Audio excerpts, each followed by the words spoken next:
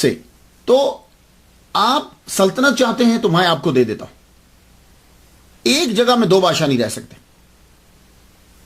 آپ نے سر کو جھکایا تو آپ نے فرمایا دیکھ ہمیں سلطنت نہیں چاہیے، یہ تخت و تاج ہمیں نہیں چاہیے، تو جا جمع خاطر رکھ، تجھے تسلی دیتے ہیں کہ ہم یہاں سے چلے جائیں گے۔ اب اس کو کچھ تسلی ہو گئی، تسلی ہوئی تو آپ نے سب سے یہ کہہ دیا کہ ہم یہاں سے روانہ ہونا چاہتے ہیں، کچھ کریں گے۔ تو مولانا روم تب بلخ میں پیدا ہو چکے تھے، آپ کی عمر 5 سال تھی، اور آپ کے بھائی علاؤدین محمد کی عمر جو ہے وہ 7 سال تھی۔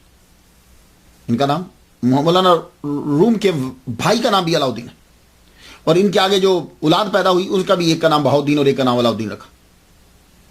تو ان کی عمر 7 سال تھی، اور آپ اپنے خاندان کے 40 خاندان کے آدمی بھی اور مرید بھی 40 افراد پر مشتمل یہ قافلہ بلخ سے روانہ ہوا۔ آپ جانتے ہیں کہ کتابیں کتنی تھی، لائبریری کتنی بڑی تھی، ابا کی اپنی ساری کتابیں اور سامان بھی کچھ۔ وہ جب لادا گیا تو 300 اونٹوں کے اوپر صرف کتابیں لا دی گئی تھی۔ اللہ اکبر۔ وہ لوگ کتنی محبت کرتے تھے، ایسے نہیں مولانا روم بن گئے۔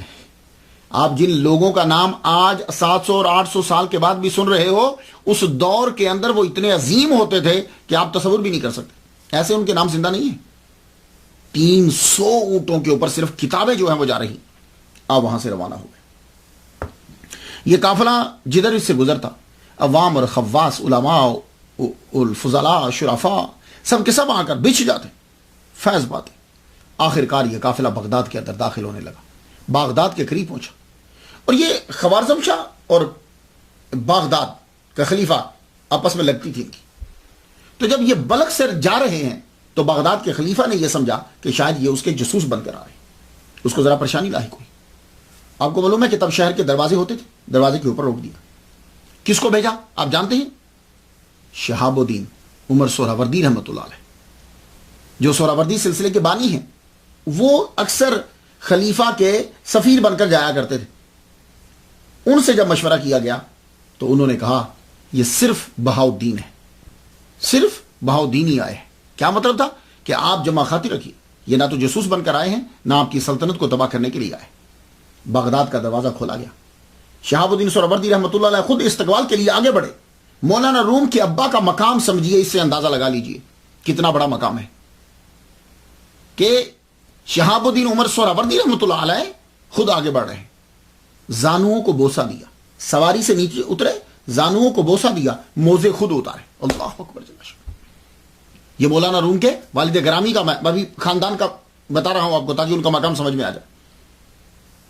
اور 7 سال چلنے لگے تو فرمان لگے کہ حضور آپ میرے گھر میں رکیے، میرے پاس آپ آئیے۔ آپ نے فرمایا نہیں، طالب علموں کے لیے مدرسہ جو ہے نا، مدرسہ، وہ بہتر ہوتا ہے۔ تو آپ نے مدرسہ مستنصریہ میں قیام کیا، اور ساتھ شہاب الدین عمر سہروردی رحمۃ اللہ علیہ ساتھ گئے، اور جب آپ وہاں بیٹھنے لگے تو آپ کے موزے خود انہوں نے اتارے۔ اللہ اکبر۔ خلیفہ نے 3000 دینار جو ہیں وہ آپ کے لیے نظر بھیجی۔ آپ نے لینے سے انکار کر دیا، فرمایا تیری کمائی مشکوک ہے۔ اللہ اکبر۔ مولانا روم کے والد گرامی نے 3000 دینار لینے سے انکار کر دیا۔ وہ مسافر ہیں، سفر میں تو ضرورت ہوتی، لیکن کچھ عرصہ آپ نے بغداد میں قیام کیا، اور ایک دن خود ہی فرمانے لگے شہاب الدین رکنا تو یہاں تھا، مگر یہ شہر آپ کے حوالے کیا، ہم روانہ ہوتے۔ جانتے ہو یہ کیوں؟ عبد القادر گیلانی رحمۃ اللہ علیہ اپنی زندگی کے اندر فرما گئے تھے بغداد ہم نے شہاب الدین تیرے حوالے کیا، تیرے حوالے کیا۔